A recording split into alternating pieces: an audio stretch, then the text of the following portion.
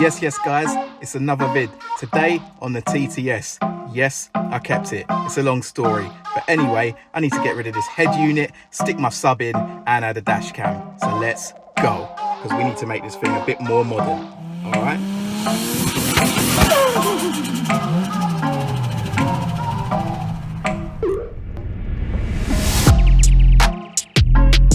So here you can see the standard unit. It wasn't terrible for back in the day, but hasn't got CarPlay, hasn't got hands. I think it actually might have hands-free, but it's probably dead anyway. And yeah, no DAB, nothing like that. So we need to bring it into the 21st century. All right. At the moment, I'm using the radio, and then I've got also a memory stick or SD card in there, which I'm going to take out. So yeah, so I've got this little installation kit, and this has everything you need to put in a new stereo into a Mark II TT, the 8J, and yeah, let's get cracking with it, yeah? So we've got loads of bits and pieces in here. We've got the fascia plate, various cables, a new cage, and I think that's the adapter to make the steering controls work as well. First thing we're going to need is these little radio keys to get the old stereo out. These just slot in with a flat part facing out, not like you see here. I wish they mentioned that in the instructions, but you live and you learn.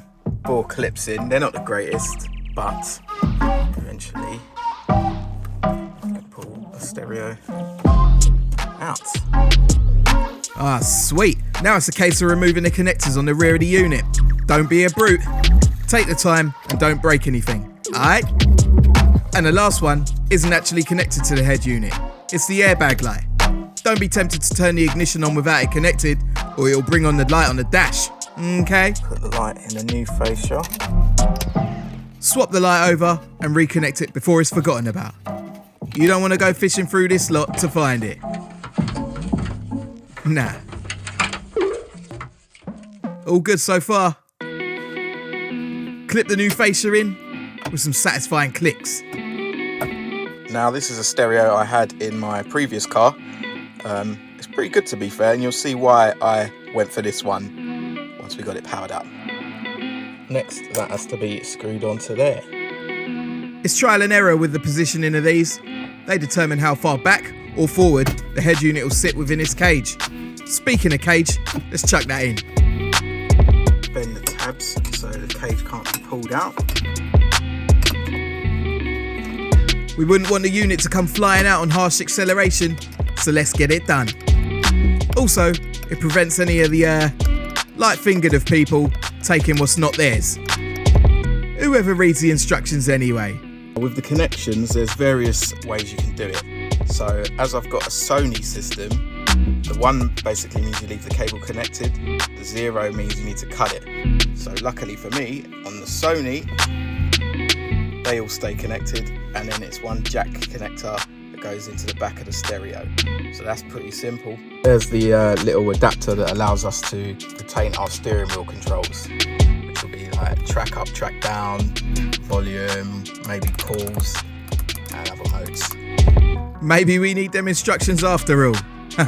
These 3 wires with the red connectors aren't used, so we can move those. And this jack adapter needs to go into the back of the stereo, this one for remote.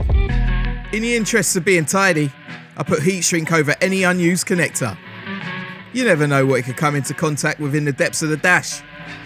I don't need those problems. Forward thinking wins again. It ain't a necessity, but I like to be a bit extra.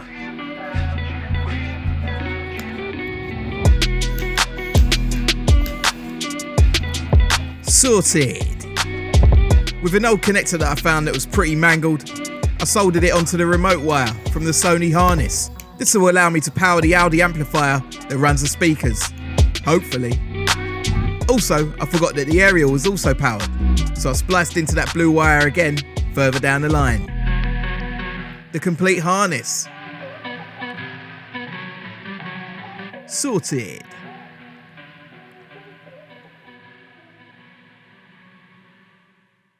Time for the refit. Then we got the back of the stereo, so we'll start with the rears. Now my TTS has a Bose amplified system. These cables feed directly to the amplifier. The aerial. One by one, each system is accounted for. Steering remote. That'll allow us to use the steering buttons to control the head unit. Then you've got the main power to hook up and the USB cables to hook up. Loads of space back there. Just make sure nothing snags when you're pushing it back. Ooh, slots in nice. Don't forget the small bezel. Nice. But wait. So at the moment, we've got no sound at all. None. So let's go on to VCDS and get some coding done. Here, I'm using a diagnostic called VCDS. It's a handy tool. You can see in the list, third digit from the end is a 3, which isn't even related to an option. I need to change that 3 to a 1, which will tell the amplifier to come on when it receives a 12-volt signal. Remember that blue wire that I was soldering? And there we go. You can hear the radio noise through the speakers now. Perfect.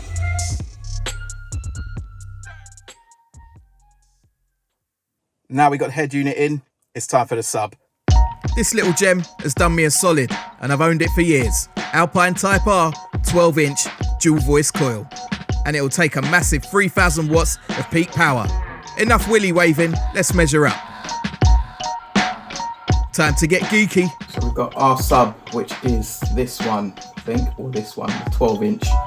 And you can see we've got a recommended box range of that. So we'll make our box in accordance to those parameters.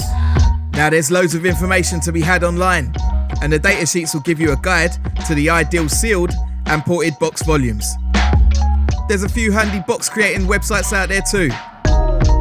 This one in particular will let you see the box in real time, and with whatever dimensions you tell it.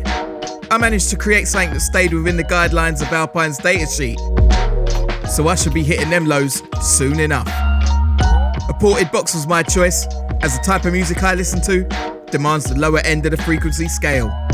It can be a trade-off though, as a sealed box will give you tight, punchy bass, but a ported box will give you the lower frequencies, sacrificing a bit of the speediness to react to note changes.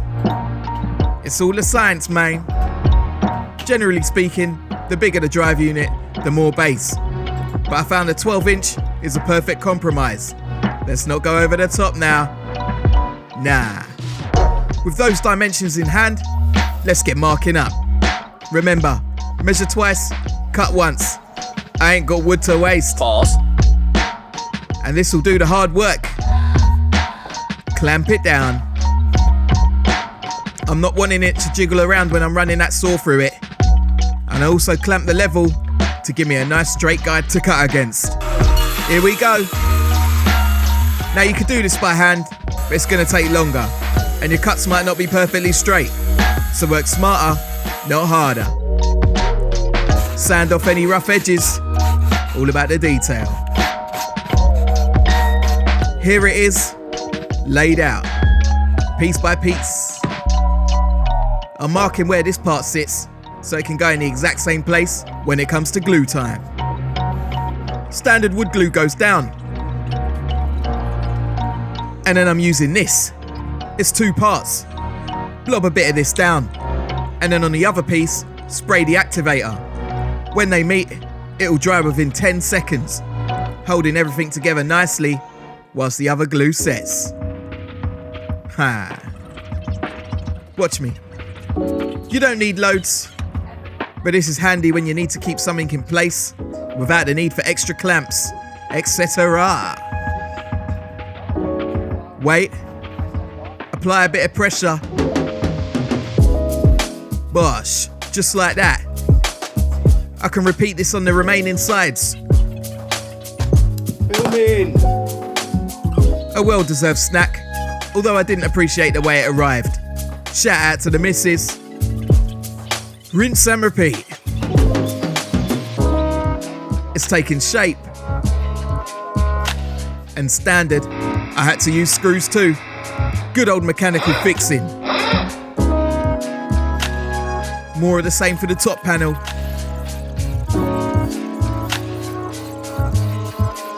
And then send the screws home.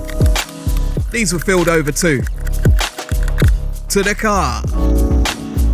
It's out with a protective mat and a folding floor. All tools, be gone.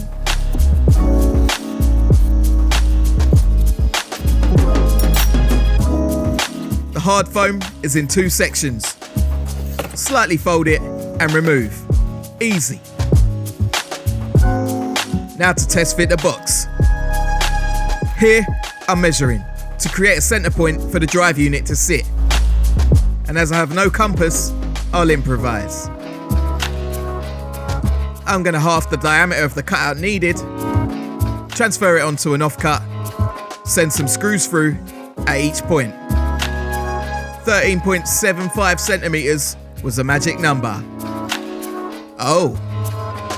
Adapt and overcome.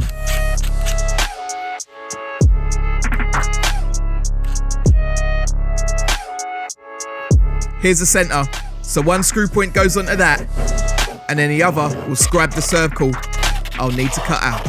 My mate lent me his jigsaw, no plug. Oh yeah, no drama. I got a Sharpie line to make it a bit more visible, and then chopped it out, without haste. Same flex for the porthole. Sand it up, and that's a bit of guttering I use for the port. Tight fit, and then glued to be sure. These pieces will form legs for the box, as the boot floor is uneven. It also decouples the box from the floor, and that means less vibrations, but leaving the good ones. Alright? Now I don't want to drill into the floor, that's savagery. So I'm going to wrap these in heavy duty Velcro. This stuff is great, and as long as the surface you stick to is clean, it won't come unstuck. Trimming. Drill a couple of pilot holes so I can secure it to the box. That'll trap the Velcro too, so it definitely can't come loose. You know how we do. Check it.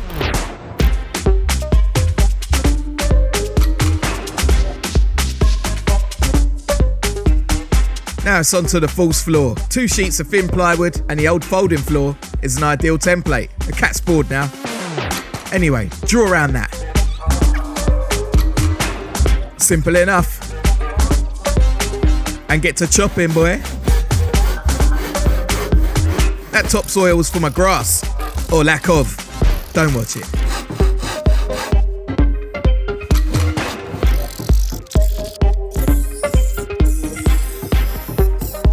Here's how it stands in the ride. Chop out the center. No long ting.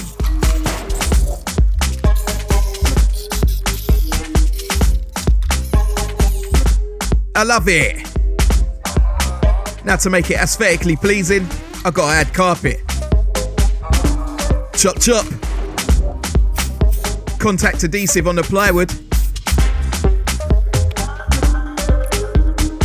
And the same on the carpet. Let it go tacky, then reunite the two. Spread from the middle out to avoid the creases. Flip it over and sort the edging. Trust me, I like to put my hand to anything creative.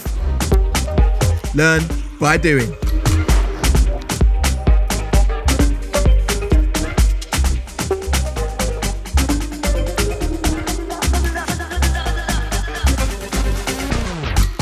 Hey. Same again on the other half. Remember, middle out.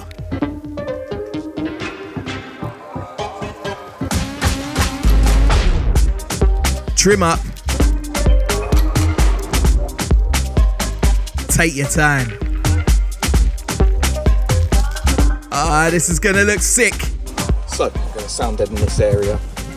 Got this lovely do it. The power of editing. Quick things. There's the Velcro, look. Some there. Also in the corners. With those in place, I can lower the box into position. The amplifier got the same treatment. I don't want that sitting on bare metal. Time to hook it all up. There's a handy earth point there. The only wire going to it controls the boot light. Off with a nut and on with a cable. The other end gets snugged down into the amp. The live cable can also be nipped up whilst I'm here, but I won't connect it to the battery just yet. Into there. This is the remote cable, and it'll take a signal from the ignition to turn the amp on when the key's turned. Same with that. And these are phono cables. They carry the audio signal from the head unit to the amp. They come through too. Tucked away nicely. Alright, Zosha. Anyway, the remote wire leads up to the fuse box. It has a fuse in it, and now I'm finding a point that will give 12 volts when the key is turned, using my multimeter. Set it to volts, turn the key, and there we go. That one will do. So plug it in. Those phono cables go into a mono adapter, as that's what the head unit calls for. Plug in at the amp end and also connect that remote cable. Finally, the fused live is connected to the battery. Speaker cables make an appearance, and once the connector is screwed on, it goes into the amp. This is the drive unit end, both coils wired up. Let's secure it, and then I can remove that pathetic factory sub. Get out of there. Let's fold the false floor down.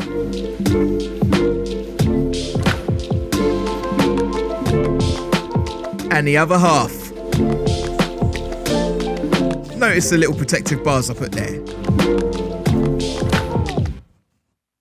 Phew. Dash cam next. Oh yeah. This is a thinkware dash cam. I've got the rear one too, but I've no idea where I've put it. So the front will do for now. So I'm going to use that fuse for the permanent feed. That's the interior light. I'm going to use that one. This one here for the switch feed, and that's for the garage door opener. And that's the fuse for the dash cam. Let's put it in. Same for the switched 12 volt. The earth cable can go here.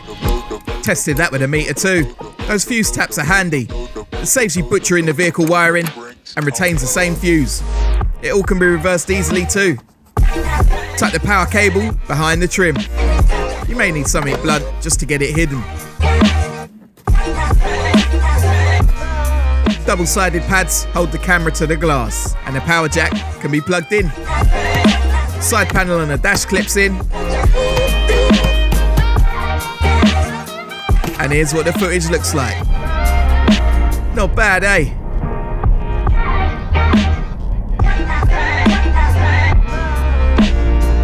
I recommend it. Here's the head unit in all its glory. Yeah. And the sub. Oh yeah.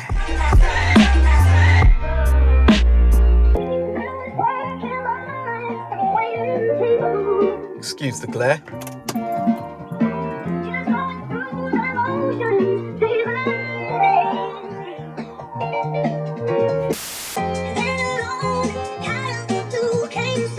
There we go, we got CarPlay straight away. Hooked up to the phone. I can go through everything. The screen's really responsive. So I can go into the phone, call people, Waze, got my radio, digital radio. Come out of that, got my Spotify, playlists, all stuff like that. And it boots up really quick. So, all in all, I'm saying that's a win. hope you enjoyed that. I've got my CarPlay, my bass and my dash cam, so I'm happy. On to the next one. I'm Wayne. This is Things on Wheels.